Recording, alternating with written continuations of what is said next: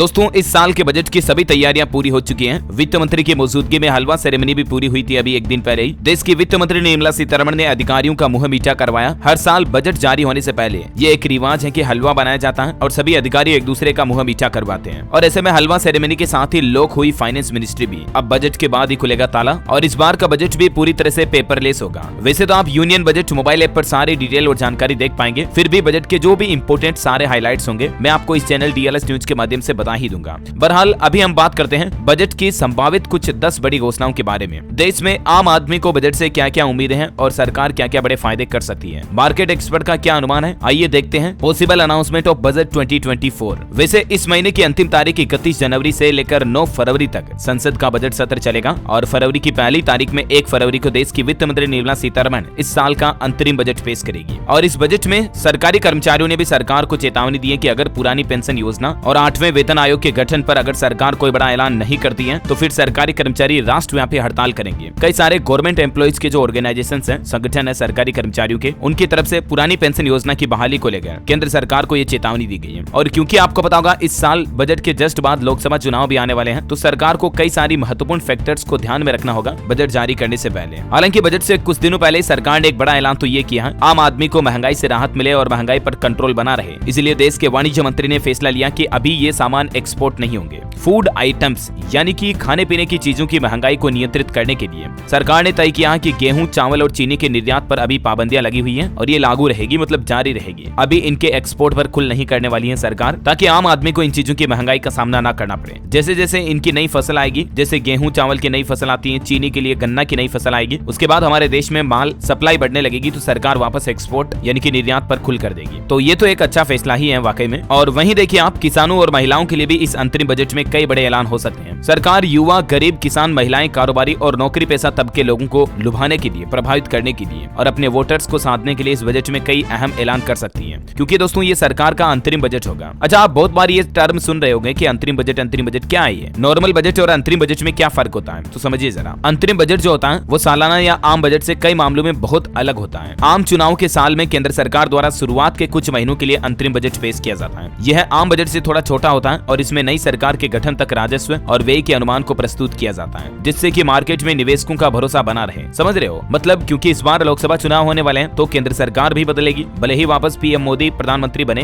या कोई और नया सेलेक्ट होता है, कुल मिलाकर सरकार तो बदलेगी, वापस चुनाव होंगे, सरकार रिवाइज होगी, राइट? तो जब भी सरकार का अंतिम साल होता ना शासन काल का, जैसे अभी 5 साल पूरे हो चुके हैं, अब वापस इस साल लोकसभा चुनाव होने वाले हैं, तो सरकार के कार्यकाल पूरा होने के साल में चुनाव से पहले जो जस्ट बजट आता है ना, उसे अंतरिम बजट कहा जाता है। और इस बजट में पूरी डिटेल, पूरा ब्यौरा लेखा जोखा नहीं होता है, बल्कि जब तक नई सरकार बनेगी तब तक का ही बजट जारी किया जाएगा। ये सबसे महत्वपूर्ण बात है जो समझने वाली है। यानी कि लोकसभा चुनाव में वापस अगर देश के प्रधानमंत्री नरेंद्र मोदी भारतीय जनता पार्टी से सेलेक्ट होकर PM बनते हैं तो फिर आपको एक और नया बजट देखने को मिलेगा, समझ रहे हो? और वो नई सरकार का नया बजट होगा। तो ये होता है अंतरिम बजट, आप समझ गए होंगे उम्मीद है। कुछ और महत्वपूर्ण डिटेल जानकारी अगर आप देखना चाहते हो तो थोड़ा सा स्क्रीन पर वीडियो को पॉज करके देख लीजिएगा, मैं डिटेल यहाँ पर डाल देता हूँ एग्जाम्पल के साथ में, ठीक है? और अब अपन आगे बढ़ते हैं कि बजट में और क्या क्या संभावित घोषणाएं हो सकती है। एक तो सरकार ग्रामीण अर्थव्यवस्था के लिए भी बजट पर रुख करेगी। कृषि क्षेत्र को भी बजट से काफी अपेक्षाएं, उम्मीदें हैं और ग्रामीण अर्थव्यवस्था मतलब विलेज इकोनॉमी को बढ़ावा देगी सरकार इस बजट में, ऐसी मीडिया रिपोर्ट्स हैं, क्योंकि गाँव में अभी विकास की सबसे ज्यादा जरूरत है।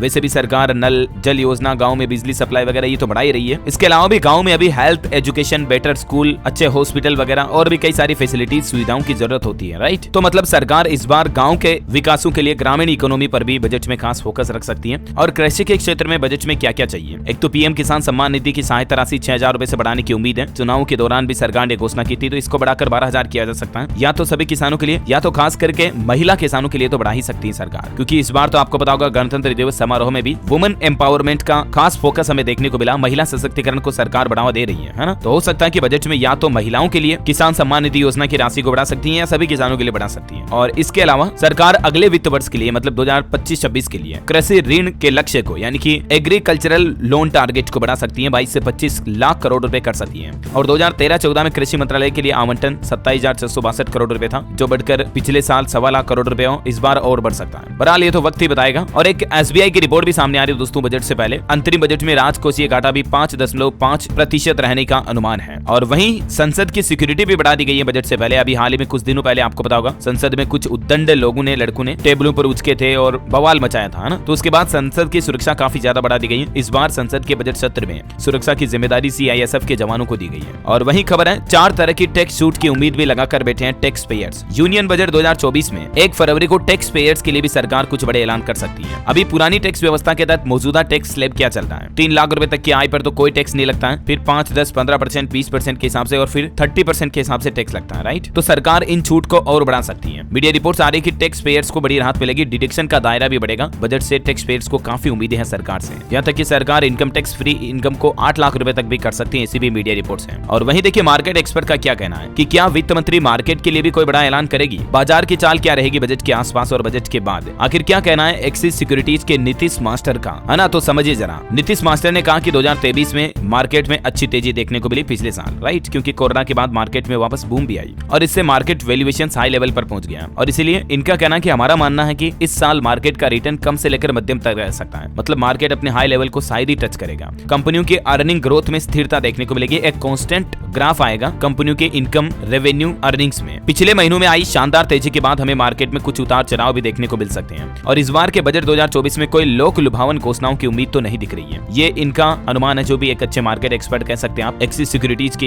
हाई लेवल पोस्ट पर है। अच्छा, इसके अलावा इनका मानना है कि प्राइवेट बैंकों के मार्जिन और ग्रोथ पर भी प्रेशर बढ़ सकता है, बाजार में उतार चढ़ाव रहने की उम्मीद है। बाकी उद्योग जगत को काफी भरोसा है सरकार से, आगामी बजट इकोनॉमिक ग्रोथ को बढ़ावा देने वाला होगा। बजट कैसे तैयार होता है दोस्तों, क्या क्या तैयारियां होती इसमें, सबसे लंबा बजट भाषण किसका रहा है, इसकी बेसिक जानकारी भी अगर आप जानना चाहते हैं तो मैं आपको इसका लिंक नीचे डाल दूंगा, चेक कर लीजिएगा। बेसिकली जनरल नॉलेज इन्फॉर्मेशन के लिए है ये अपडेट। और फिलहाल देखिए आप, सरकार स्टूडेंट छात्र छात्राओं के लिए एजुकेशन को लेकर भी नई एजुकेशन पॉलिसी को ध्यान में रखकर स्कूली शिक्षा के लिए बजट का आवंटन बढ़ा सकती है। और इस अंतरिम बजट के बाद स्टॉक मार्केट में भी कई सारी कंपनीज के स्टॉक में तेजी देखने को मिलेगी। जैसे कि अगर सरकार रियल एस्टेट मार्केट को लेकर कोई बड़े अनाउंसमेंट करती है तो रियल एस्टेट कंपनियों से जुड़े जो है स्टॉक, उनमें तेजी आएगी। तो कई अलग अलग सेक्टर के शेयर जो वापस चमकेंगे, ऐसे भी मीडिया रिपोर्ट्स हैं। अच्छा, इसके अलावा इनकम टैक्स के नियमों को भी आसान बना सकती है, जिससे NRI को राहत मिलेगी। NRI मतलब नॉन रेजिडेंट इंडियंस, जो प्रवासी भारतीय हैं, उनको टैक्स वगैरह में राहत मिल सकती है। बजट में सरकार कुछ नए फैसले ऐसे ले सकती है। और वहीं दोस्तों हेल्थ सेक्टर, जैसे जीवन बीमा हो गया, हेल्थ इंश्योरेंस हो गया, अस्पताल में इलाज वगैरह के सिस्टम को लेकर भी सरकार देश में सेहत को सुधारने के लिए कुछ बड़े अनाउंसमेंट कर सकती है। हेल्थ केयर सेक्टर को बूस्ट देने के लिए हाल ही में इस संबंध में बजट को लेकर CXO के साथ मेडुलेंस हेल्थ केयर के को-फाउंडर के साथ बातचीत भी हुई, जिसमें क्या कहा देख सकते हैं आप। अच्छा, इसके अलावा दोस्तों NPS योजना, नेशनल पेंशन सिस्टम को लेकर भी, राष्ट्रीय पेंशन प्रणाली जो है उसको लेकर भी बजट में कुछ अहम बदलाव आपको देखने को मिल सकते हैं। ऐसे मीडिया रिपोर्ट्स हैं, क्योंकि पुरानी पेंशन योजना को अगर सरकार वापस लागू नहीं करती है ना, तो जो NPS सिस्टम है, न्यू पेंशन सिस्टम, उसमें महंगाई भत्ते, टैक्स वगैरह में छूट देने को लेकर कुछ बड़े अनाउंसमेंट आपको देखने को मिल सकते हैं। और वहीं आपको पता होगा आजकल हमारे देश में पॉल्यूशन, प्रदूषण काफी ज्यादा बढ़ रहा है, तो इलेक्ट्रिक व्हीकल की कस्टम ड्यूटी वगैरह बढ़ा सकती है सरकार और EV को सस्ता कर सकती है। ऐसे भी मीडिया रिपोर्ट्स हैं। इलेक्ट्रिक व्हीकल पर कुछ भी करके कुल मिलाकर के आम आदमी, हाल ही में आपको पता होगा देश के परिवहन मंत्री, राजमार्ग मंत्री जो है नितिन गडकरी, उन्होंने भी घोषणा की थी कि आने वाले समय में पेट्रोल, डीजल और इलेक्ट्रिक व्हीकल बराबर रेट में मिल जाएंगे। तो इस पर भी सरकार कोई नया अनाउंसमेंट कर सकती है। अच्छा, सबसे महत्वपूर्ण अपडेट, डिफेंस के शेयरों में तेजी देखने को मिल सकती है, क्योंकि सरकार रक्षा बजट को भी इस साल बढ़ा सकती है। अच्छा, रक्षा क्षेत्र से ही जुड़े उपकरणों को लेकर एक अच्छी खबर तो मैंने आपको आज ही DLS न्यूज पर बताई थी। आपको पता होगा दुनिया में बज रहा भारतीय ब्रह्मोस सुपरसोनिक मिसाइल का डंका। बड़े गर्व की बात है कि ये मिसाइल हमारे भारत में ही बनाई गई है, मेड इन इंडिया, कंप्लीटली आत्मनिर्भर भारत के तहत। अच्छा, अच्छी बात यह है कि इस ब्रह्मोस सुपरसोनिक मिसाइल की अब दुनिया के दूसरे देश भी डिमांड कर रहे हैं और कुछ ही दिनों में इसका एक्सपोर्ट भी शुरू होगा।